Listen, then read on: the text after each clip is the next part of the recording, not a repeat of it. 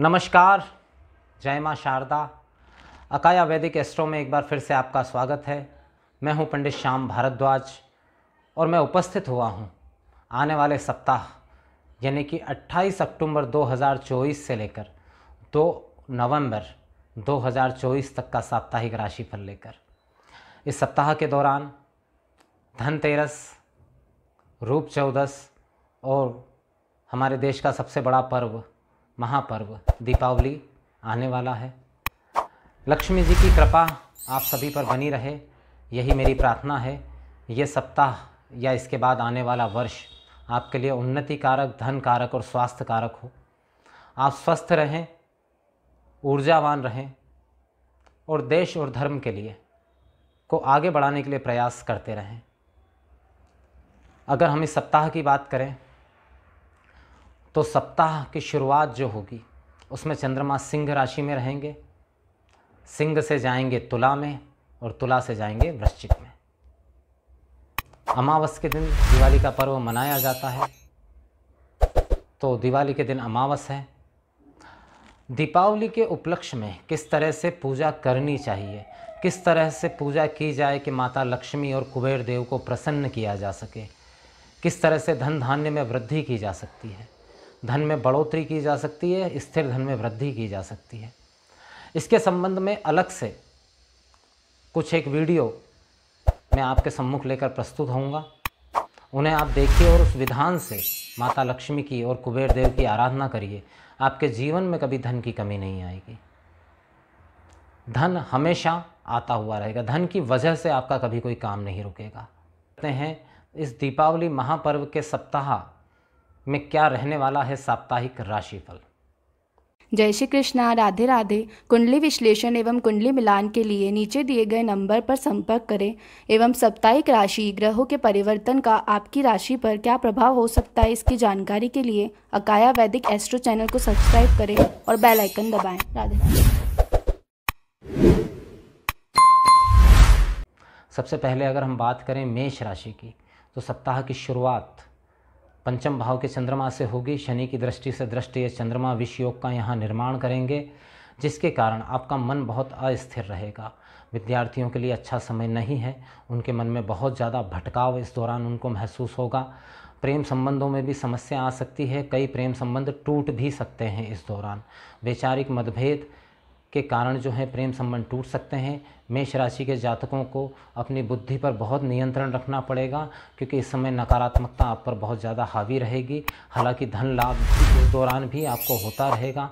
माता के साथ विवाद या माता के स्वास्थ्य में गिरावट की भी संभावना दिखाई दे रही है। सप्ताह जब आगे बढ़ेगा और चंद्रमा कन्या राशि में पहुंच जाएंगे, तो अब कन्या राशि में मौजूद रहेंगे चंद्रमा छठे भाव में, तो कहीं ना कहीं स्वास्थ्य को थोड़ा इफेक्ट करेंगे। कफ जनित समस्या या श्वास जनित समस्याएं आपको हो सकती है, इस दौरान थोड़ा सा सावधान रहें। क्रमशः चंद्रमा जब पहुंच जाएंगे तुला राशि में, तो वो आपके सप्तम भाव में मौजूद रहेंगे। सप्तम भाव में सूर्य चंद्रमा की युति बहुत ज़्यादा अच्छी नहीं कही जा सकती। कहीं न कहीं दाम्पत्य जीवन में खटराग, माता के साथ विवाद, पार्टनरशिप में समस्या और कहीं ना कहीं आपका खुद का जो मन है वो अति उत्तेजित, बहुत गुस्से में रहेंगे आप। थोड़ा सा चिड़चिड़ाहट मन के अंदर रह सकती है, अपने आप पर नियंत्रण रखें। सप्ताह के अंत में जब चंद्रमा वृश्चिक राशि में पहुंच जाएंगे, तो कहीं ना कहीं धन लाभ की संभावनाओं को तो ज़रूर दिखा रहे हैं, लेकिन स्वास्थ्य संबंधी समस्या यहाँ पर भी बनी हुई है। वाणी इस समय पे ज़रूर आपकी अच्छी हो जाएगी। आपकी वाणी की वजह से बहुत सी कौटुंबिक समस्याओं का समाधान आप कर लेंगे और धन संबंधी समस्याओं का समाधान भी आप कर सकते हैं। बात करते हैं कालचक्र की दूसरी राशि वृषभ राशि के विषय में। अब देखिए, वृषभ राशि के लिए सप्ताह की जो शुरुआत होगी वो चौथे भाव के चंद्रमा से होगी, जो कि अच्छा नहीं कहा जा सकता। इस समय आपका मन बहुत ख़राब रहेगा। परिवार में हुई किसी बात की वजह से आपका मन बहुत खिन्नता का अनुभव करेगा। थोड़ा तनाव भी आप पर हावी रह सकता है। माता के साथ में कोई गंभीर विवाद भी आपका हो सकता है। पराक्रम इस समय आपका थोड़ा कमज़ोर रहेगा।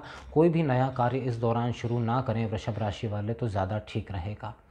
चंद्रमा जब आगे बढ़ेंगे तो कन्या राशि में पहुंचेंगे, यहाँ पर भी कोई बहुत अच्छा प्रभाव नहीं है। हाँ, थोड़ा सा विद्यार्थियों के लिए कहीं ना कहीं कंसंट्रेशन बढ़ाने वाला हो सकता है, वो अपनी मेहनत बढ़ा सकते हैं। सप्ताह जब आगे बढ़ेगा और चंद्र सूर्य की युति छठे भाव में।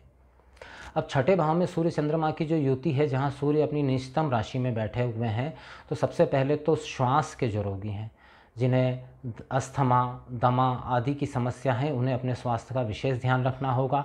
ठंडे पदार्थों का सेवन कम से कम करें, अन्यथा समस्या बढ़ सकती है। हाँ, इस समय पे आप शत्रुओं पे ज़रूर हावी रहेंगे, लेकिन शत्रु भी आपको परेशान करना इस दौरान बंद नहीं करेंगे, तो थोड़ा सा सावधान रहें। इस समय पे कोई बड़ा लेन देन ना करें तो आपके लिए बहुत उचित रहेगा।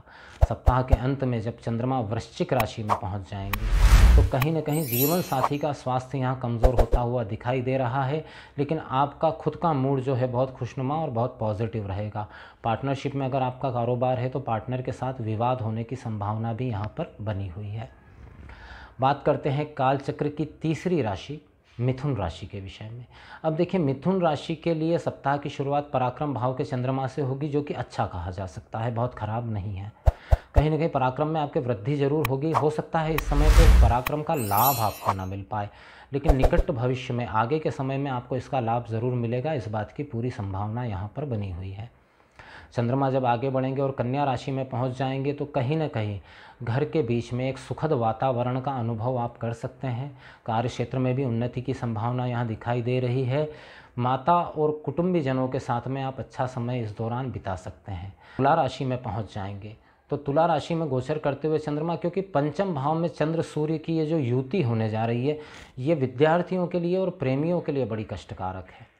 तो विद्यार्थियों का कहीं ना कहीं मन जो है अस्थिर रहेगा, उनको कंसंट्रेशन नहीं कर पाएंगे, और प्रेमियों के बीच में मनमुटाव की स्थिति यहाँ पर जन्म ले रही है। तो अगर आपने संयम रखा तब तो कोई समस्या नहीं होगी, लेकिन अगर कोई विवाद वाली स्थिति बनी तो हो सकता है प्रेम संबंध समाप्त हो जाए। सप्ताह के अंत में वृश्चिक राशि में गोचर करते हुए चंद्रमा परिवार के साथ कहीं घूमने फिरने या घूमने फिरने का आनंद उठाने के संबंध में संकेत दे रहे हैं। धन लाभ इस सप्ताह के मध्य में होता हुआ निश्चित रूप से दिखाई दे रहा है मिथुन राशि वालों के लिए। बात करते हैं कालचक्र की चौथी राशि कर्क राशि के विषय में। अब देखिए, कर्क राशि के लिए चंद्रमा का गोचर द्वितीय भाव से शुरू होगा। शनि की दृष्टि से दृष्ट ये चंद्रमा कहीं ना कहीं आपकी वाणी को कठोर बनाने वाले हैं। आपकी वाणी से, आपकी कही हुई किसी बात की वजह से कुटुंब में, परिवार में कलह की संभावना होने की स्थिति दिख रही है। अगर प्रॉपर्टी संबंधित कोई विवाद आपके परिवार में पहले से चल रहा है तो विवाद के बढ़ने की संभावना यह बन रही है। कुल मिला के आपको एक बात याद रखना है सप्ताह की शुरुआत में कि ना बोलने में 9 गुण। हम कहते हैं ना बोलने में 9 गुण। इस परिपाटी को आप फॉलो करेंगे तो बहुत सारी परेशानियों से बचे रहेंगे। सप्ताह जब आगे बढ़ेगा और चंद्रमा कन्या राशि में पहुंच जाएंगे तो कहीं ना कहीं पराक्रम में वृद्धि करेंगे। कहीं ना कहीं आपकी बुद्धि में तीव्रता आएगी। जो भी समस्याएं सामने आ रही है उनसे निपटने के लिए आप कोई ना कोई युक्ति, कोई ना कोई ज़रिया, कोई ना कोई थॉट ऐसा निकालेंगे जिससे कि आप इससे मुक्ति पा सकें। चंद्रमा जब आगे बढ़ेंगे और पहुंच जाएंगे तुला राशि में। अब देखिए, सुख भाव के अंदर चंद्र सूर्य की ये युति अच्छी नहीं कही जा सकती। कार्य क्षेत्र के लिए ज़रूर अच्छी है, कार्य क्षेत्र में आपका दबदबा, आपका वर्चस्व बढ़ेगा, लेकिन चौथे भाव में सूर्य चंद्रमा की ये जो युति है, ये सबसे पहले उन लोगों को मैं सावधान कर देता हूँ जो लोग प्रॉपर्टी संबंधित कोई डील करना चाहते हैं। इस दौरान थोड़ा सा रुक जाएं, इस समय पे समस्या हो सकती है। थोड़ा घर में अशांति का माहौल रह सकता है, किसी बात को लेकर घर परिवार में सभी का माइंड जो है थोड़ा डिस्टर्ब रह सकता है, तो थोड़ा शांति बना कर रखें। सप्ताह के अंत में जब चंद्रमा वृश्चिक राशि में पहुंच जाएंगे तो यहाँ पर विद्यार्थियों के लिए थोड़ा समस्याग्रस्त समय है। कार्य व्यापार व्यवसायियों के लिए बढ़िया समय है, उनको धन लाभ निश्चित रूप से इस दौरान होने वाला है। कार्य क्षेत्र का विस्तार भी होने वाला है, लेकिन विद्यार्थियों और प्रेमियों को सावधान रहने की ज़रूरत है। उनके जीवन में कुछ समस्याएँ आती हुई दिखाई दे रही है। बात करते हैं कालचक्र की 5वीं राशि सिंह राशि के विषय में। अब देखिए, सिंह राशि पर से ही चंद्रमा का गोचर शुरू होगा, तो सबसे पहले तो दाम्पत्य जीवन को आप संभाल लीजिए, या पार्टनरशिप में आपका कारोबार है तो उसको संभाल लीजिए।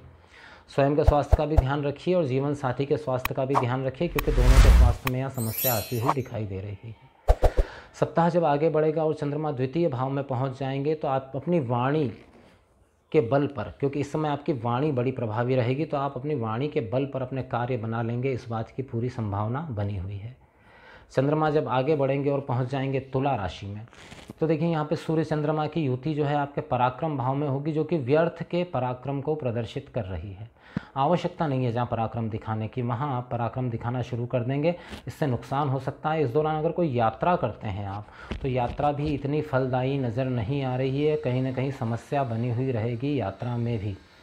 भाई बहनों के साथ में विवाद की संभावना है, तो थोड़ा सा संयम के साथ काम लीजिएगा।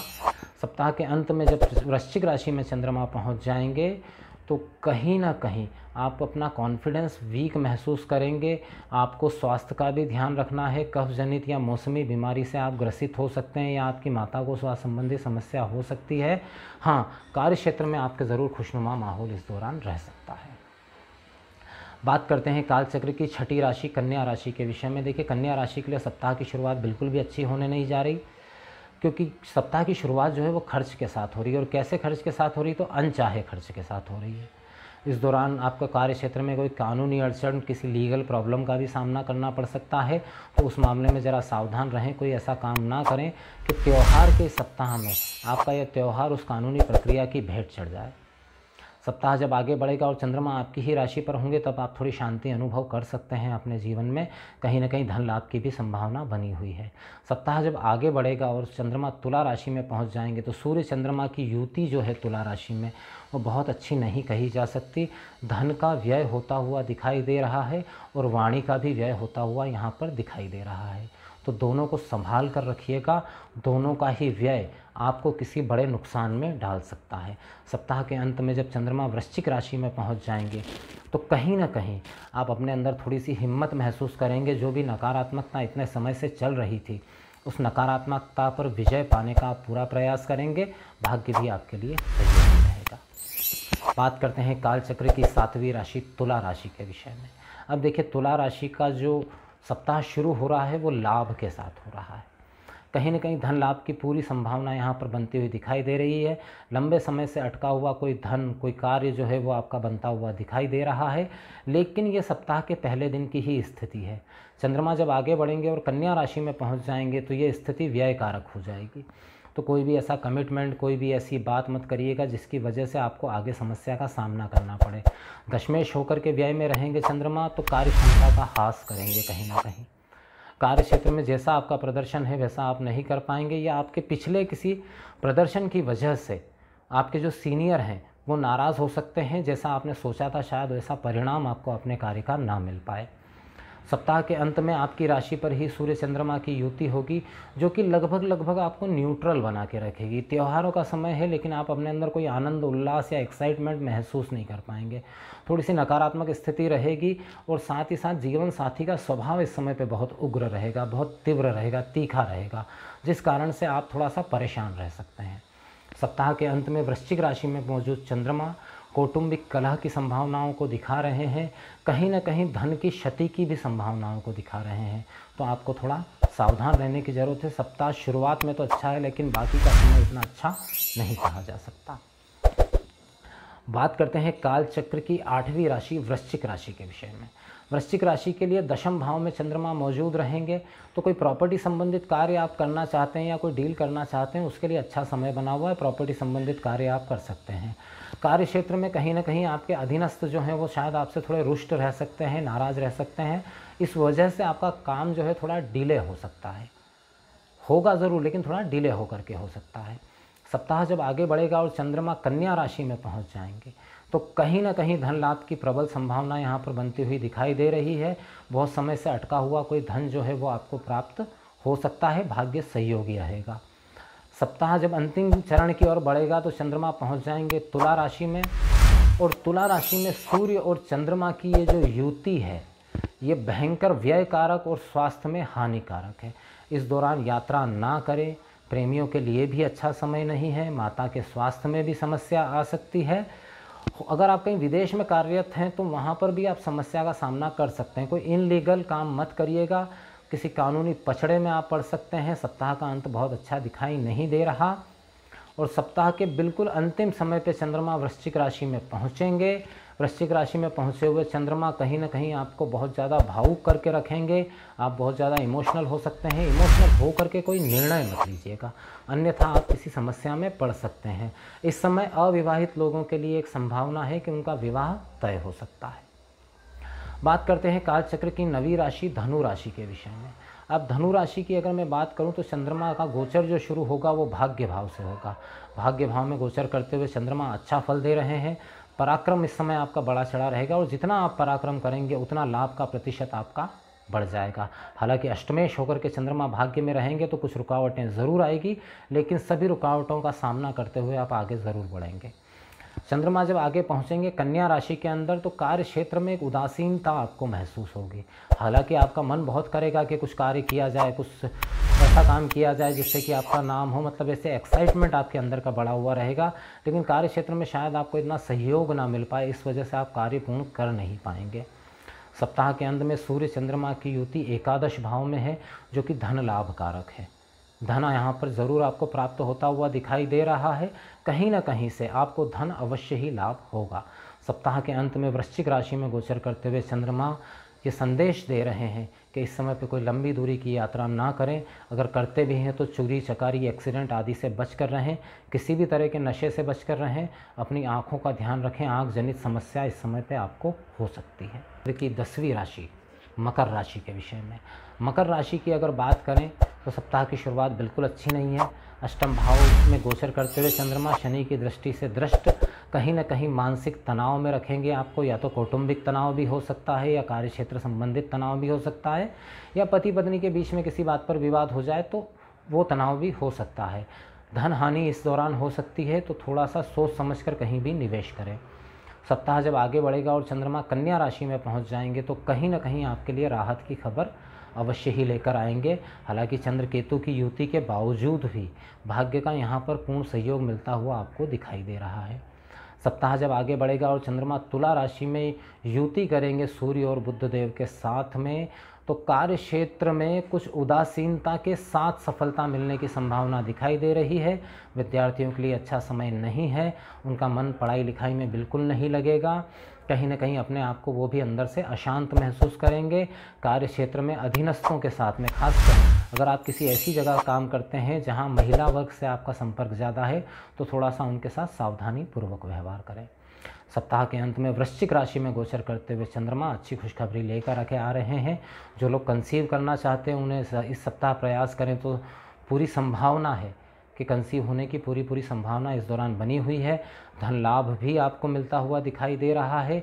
अगर आप कॉस्मेटिक्स, कपड़ा या इस तरीके के किसी व्यापार में हैं तो आपको बड़ा और प्रबल धन लाभ हो सकता है। मीडिया की फील्ड से जुड़े हुए लोगों को भी प्रबल धन लाभ की संभावना बनी हुई दिखाई दे रही है। बात करते हैं कालचक्र की 11वीं राशि कुंभ राशि के विषय में। कुंभ राशि के लिए चंद्रमा का ये जो गोचर है ये सप्तम भाव से शुरू होगा, जो कि पार्टनरशिप में काम करने वालों के लिए बिल्कुल अच्छा नहीं कहा जा सकता। इस समय पे कुछ शत्रु भी आपको परेशान कर सकते हैं। वो लोग जिन्हें अस्थमा की शिकायत है पहले से, उन्हें थोड़ा सावधान रहना है, समस्या बढ़ सकती है। चंद्रमा जब आगे बढ़ेंगे और पहुंच जाएंगे अष्टम भाव में आपके कन्या राशि के अंदर, यहाँ पर चंद्र केतु की युति स्वास्थ्य को गंभीर रूप से प्रभावित करती हुई दिखाई दे रही है। हालांकि अचानक कुछ धन लाभ भी इस दौरान आपको प्राप्त हो सकता है, लेकिन फिर भी आपको स्वास्थ्य का बहुत विशेष ध्यान रखना है। कोई भी बड़ा निर्णय इस समय पे नहीं लेना है। सप्ताह के अंत में चंद्रमा जब तुला राशि के साथ भाग्य भाव में युति करेंगे तो कहीं ना कहीं भाग्य को बढ़ाने वाले ज़रूर साबित होंगे, लेकिन आप कुछ ऐसे लोगों से परेशान हो सकते हैं जो आपसे शत्रुता रखते हैं। कुछ न कुछ मानसिक तनाव इस समय पे आपको दे सकते हैं। सप्ताह के अंत में वृश्चिक राशि में गोचर करते हुए चंद्रमा कार्य क्षेत्र में आपका प्रभाव बढ़ाएंगे। घर परिवार में वातावरण खुशनुमा रहेगा। बात करते हैं कालचक्र की अंतिम राशि मीन राशि के विषय में। देखिए, मीन राशि के लिए छठे भाव से चंद्रमा का गोचर शुरू होगा, जो कि उन लोगों के लिए ज़रूर लाभदायक है जो ब्याज संबंधित लेन देन का काम करते हैं। इस समय पे आपकी कोई वसूली अगर रुकी हुई थी तो वो वसूली आपको प्राप्त हो सकती है। विद्यार्थियों के लिए थोड़ा तनाव वाला समय, विद्यार्थी कंसंट्रेशन नहीं कर पाएंगे। सप्ताह जब आगे बढ़ेगा और चंद्रमा कन्या राशि में पहुंच जाएंगे तो जीवन साथी के स्वास्थ्य के संबंधित समस्या हो सकती है। जीवन साथी के कैसे व्यवहार से आपका मन जो है बहुत ज़्यादा दुखी हो सकता है। पार्टनरशिप में अगर आपका कारोबार है तो वैचारिक मतभेद की वजह से पार्टनर के साथ में भी विवाद की संभावना यहाँ बनती हुई दिखाई दे रही है। संतान के साथ में भी थोड़ी समस्या बनती हुई दिखाई दे रही है। सप्ताह के अंत में जब चंद्रमा अष्टम भाव में चंद्र और सूर्य की युति होगी तो आपको स्वास्थ्य का ध्यान रखना है। इस समय आपका स्वभाव बहुत ज़्यादा चिड़चिड़ा और अनर्गल बातें करने वाला, मतलब आवश्यकता से अधिक इस समय पे आप बोलेंगे और शायद बोलने की वजह से कोई विवाद खड़ा हो जाए, इस बात की संभावना यहाँ बनी हुई है। सप्ताह के अंत में वृश्चिक राशि में गोचर करते हुए चंद्रमा भाग्य को बढ़ाने वाले, पराक्रम को बढ़ाने वाले और किसी खुशनुमा यात्रा का संकेत दे रहे हैं। तो ये था दीपावली के सप्ताह का साप्ताहिक राशिफल। अब देखिए, क्योंकि दिवाली के समय अमावस का समय रहता है तो कहीं ना कहीं छोटी मोटी ऊर्जा की कमी, तनाव वाली स्थितियाँ ये हर एक के जीवन में थोड़ी बहुत बनी हुई रहती है।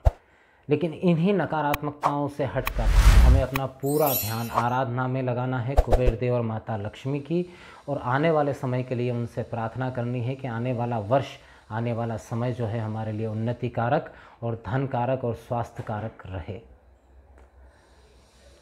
आगे मैं दीपावली का, जैसा कि मैंने शुरुआत में बताया था, मैं दिवाली पर एक विशेष वीडियो आपके लिए लेकर हाजिर हो रहा हूँ। उस वीडियो को देखिए और उसके अनुसार अपना पूजा और क्रियाकलाप करिए, आपको ज़रूर सफलता मिलेगी। इसी के साथ अपने शब्दों को यहीं विराम देता हूँ, फिर उपस्थित होता हूँ एक नए विषय के साथ। जय माँ शारदा।